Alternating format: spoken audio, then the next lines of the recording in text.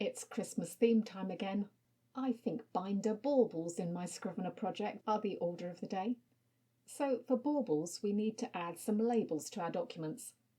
And we're going to do that with the labelling system they come with, colours.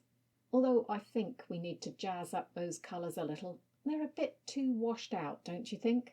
Now, what goes where?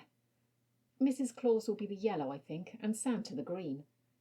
So we'll select her from the labels list. And now we'll do a multi-select on Santa from the binder. So right-click and choose from the list.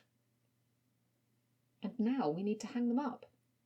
So View, use Label Colour in, and select Binder. There, baubles. Labels are, of course, applied manually to every project. Are you in the Christmas spirit yet? No?